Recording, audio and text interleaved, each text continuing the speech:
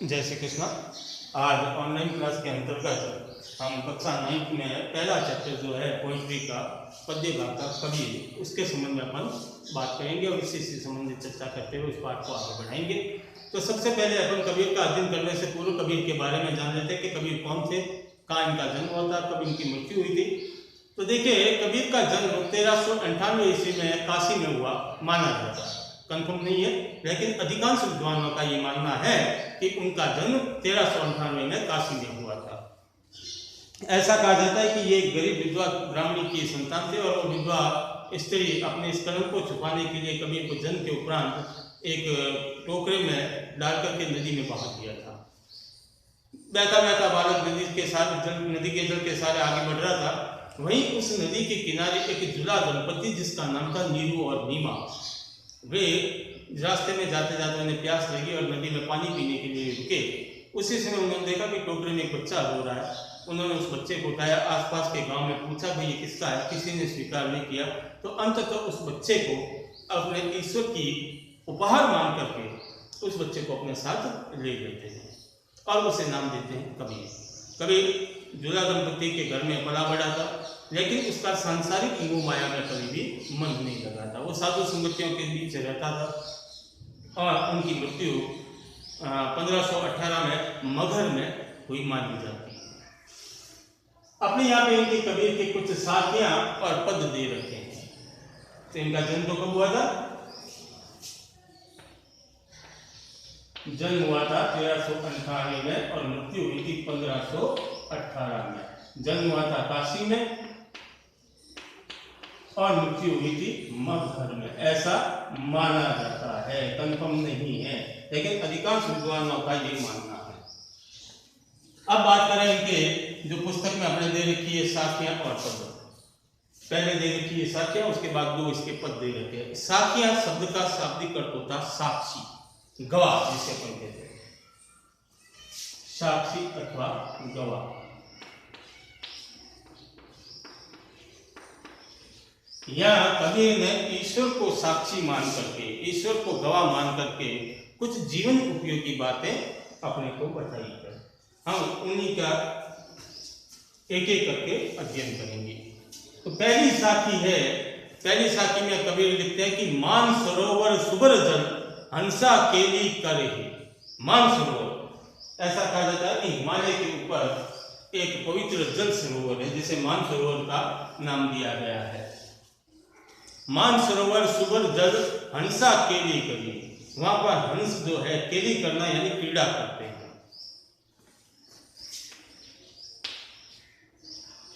केली करना यानी खेलना, क्रीड़ा करना। हिमालय के ऊपर बसने वाले मानसरोवर में हंस जो है हमेशा खेलते हैं, कूदते हैं, क्रीड़ाएं करते हैं। और साथ ही साथ क्या करते हैं?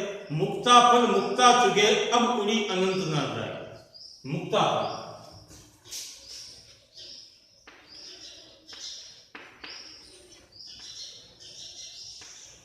मुक्ता फल का अर्थ होता है मोती, लेकिन यह इसका एक अर्थ भी दिया है मोक्ष। ये प्रतीकात्मक अर्थ है, ये इसका वास्तविक अर्थ है। तो देखिए, मानसरोवर सुबर जल हंसा केली करी। मानसरोवर के जल में हंस जो है वो क्रीड़ाएं करते हैं। मुक्ता फल मुक्ता चुगे।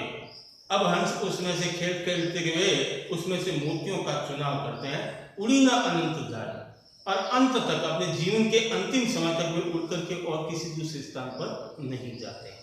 वे उसी जल में, उसी सरोवर में अपने जीवन को व्यतीत कर देते हैं, क्योंकि उन्हें उस जल में आनंद की अनुभूति होती है। उस आनंद को छोड़ करके वे कहीं और नहीं जाना चाहते और अंततः मृत्यु भी उनकी वहीं पर होती है।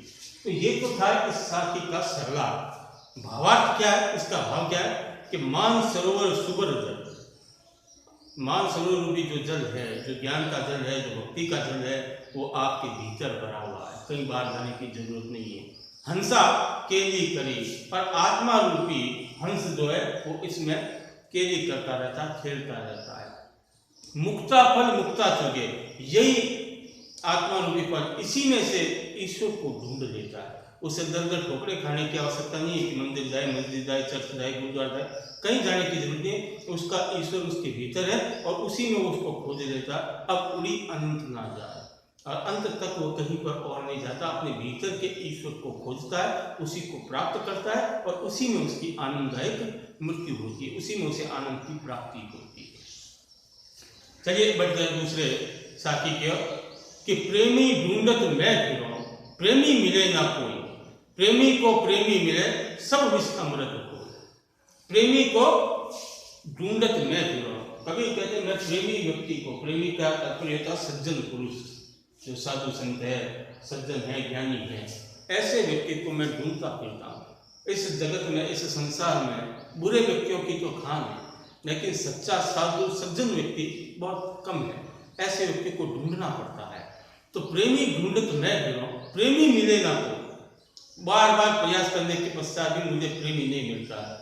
लेकिन प्रेमी को प्रेमी मिले, लेकिन जब व्यक्ति को प्रेमी व्यक्ति मिल जाता है, जब सज्जन व्यक्ति मिल जाता है, सब विष अमृत हो, सारा जो जहर है वो अमृत में परिवर्तित हो जाता है। यहाँ जहर का तात्पर्य है आपके भीतर बसे हुए बुरे अथवा कलुषित विचार, बुरी मानसिकता। जब कभी आप किसी सज्जन पुरुष से, सज्जन व्यक्ति से, साधु संतों से मिलते हैं तो आपके भीतर की जो ये बुरी कामनाएं हैं वे समाप्त हो जाती है और अच्छे गुणों का उसमें वास हो जाता है। देखिए तीसरे में, हस्ती चढ़िए ज्ञान को सहज दुलीचा डाली। हस्ती कहते हैं हाथी को,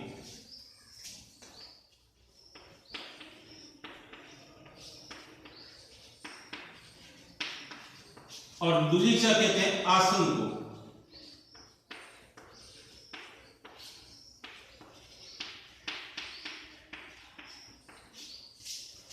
इसे प्रतीकात्मक में मोक्ष में प्राप्त किया भी लेते हैं।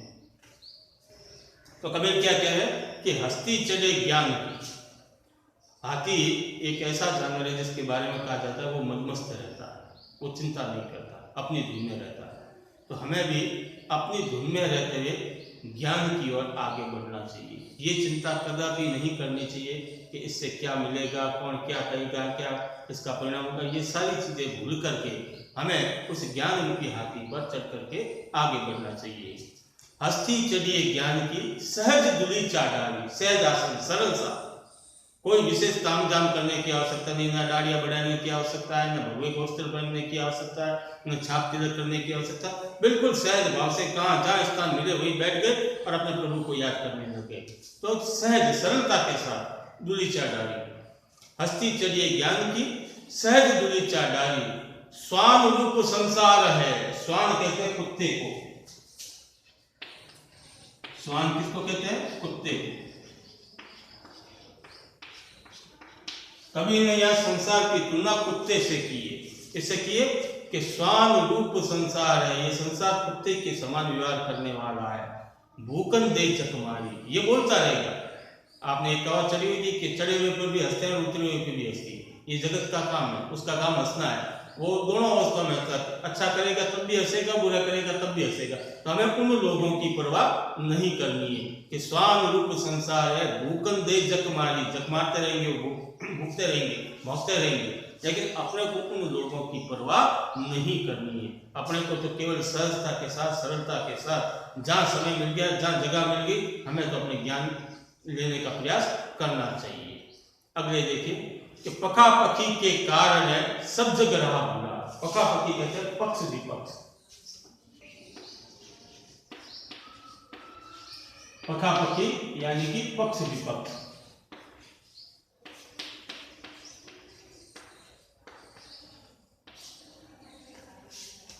पका पकी के कारण है सब जग रहा भूला।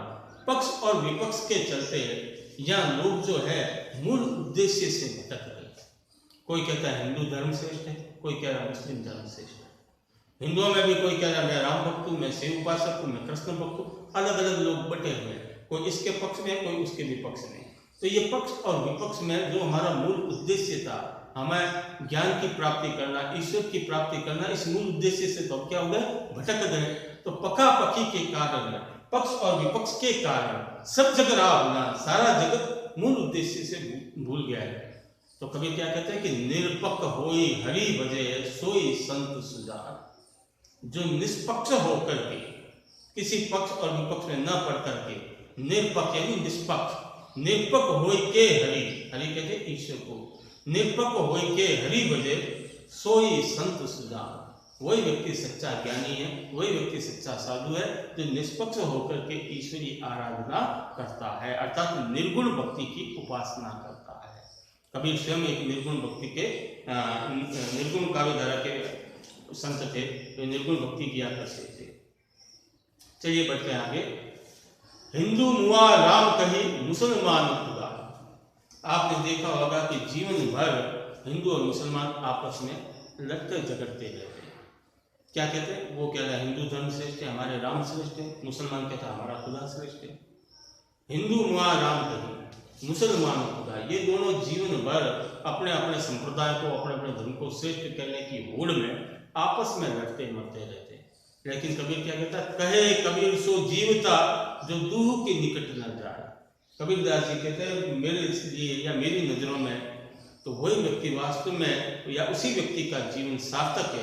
कहे कबीर सो जीवता, कबीर कहते हैं कि मेरी दृष्टि में तो उन्हीं व्यक्तियों का जीवन सार्थक है जो दो निकट ना जाए, जो दोनों के निकट नहीं जाता, न राम के निकट, न हिंदू के निकट, न मुसलमान के निकट। वो तो अज्ञात है, बिल्कुल अपने आप को निष्पक्ष रखते हुए ईश्वरीय आराधना में लीन रहता है, उसी व्यक्ति का जीवन सार्थक होता है।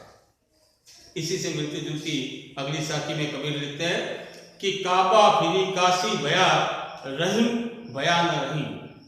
काबा फिरी काशी बया रामी बया रहीम।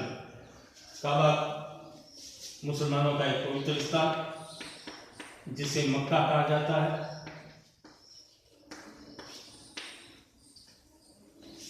तो काबा फिरी काशी बया राम ही बया रहीम। कबीरदास जी कहते मैं तो काबा भी घूम लिया, काशी भी घूम लिया, मुझे तो राम और रहीम में कोई अंतर नजर नहीं आया। काबा फिरी काशी गया, काशी भी गया, काबा भी गया, राम ही बया रहीम, राम ही रहीम में कोई अंतर नहीं। भेद बाह्य रूप से हो सकते हैं लेकिन भीतरी रूप से सब एक है, भीतर से सब एक है। जैसे कि मोटा चून मैदा बया बैठ कबीरा जी। मोटा चून, चून कहते हैं धान को,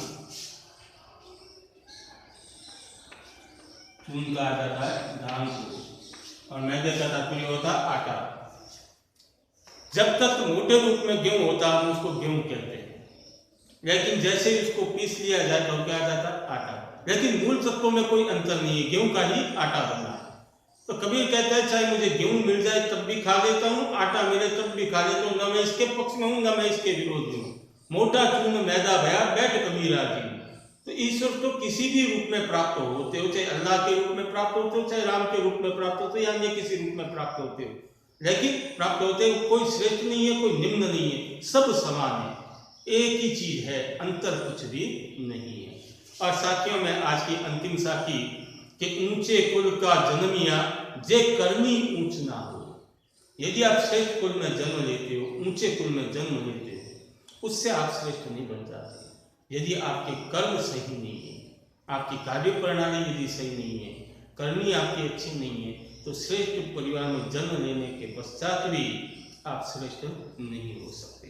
कंस राजा कुल में जन्म लिया था, रावण बहुत ज्ञानी था, बहुत श्रेष्ठ कुल में जन्म लिया था, लेकिन फिर भी उनकी करनी अच्छी नहीं थी, तो उन्हें लोग आज भी याद किस रूप में करते हैं वो आप सबको पता है। तो ऊंचे कुल में जन्म लेने की ये योग्यता नहीं है कि आप ऊंचे हो जाओगे। योग्यता क्या है कि जब तक आप श्रेष्ठ कर्म नहीं करोगे तब तक आप श्रेष्ठ नहीं हो सकते। ऊंचे कुल का जन्मिया जे करनी ऊंच ना हो। आपकी यदि करनी ऊंच नहीं है तो सुबरन कलश सुरा भरा, सुबरन सोना,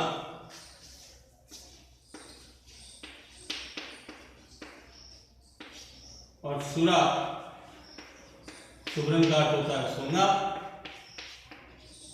और सुरा का अर्थ होता है शराब। कबीर कहते हैं कि जिस प्रकार से सुबरन कलश सुरा भरा, यदि कि सोने के कलश में शराब भर दी जाए, साधु निंदा सोए, साधु तो उसकी भी निंदा करेगा, भाई वो सोने के हो चाहे हीरे और जवाहरात जड़े कलश में हो, यदि उसमें पात्र में शराब भरी हुई है तो वो ग्रहण करने योग्य नहीं है। ठीक उसी प्रकार श्रेष्ठ कुल में या ऊंचे कुल में जन्म ले लेते हो, लेकिन फिर भी यदि आपकी करनी अच्छी नहीं है तो आप श्रेष्ठ नहीं हो सकते। आज के लिए इतना ही। कल अपन इसकी दो साखियां दे रखी है कबीर की, वे चर्चा करेंगे। धन्यवाद। जय श्री कृष्ण।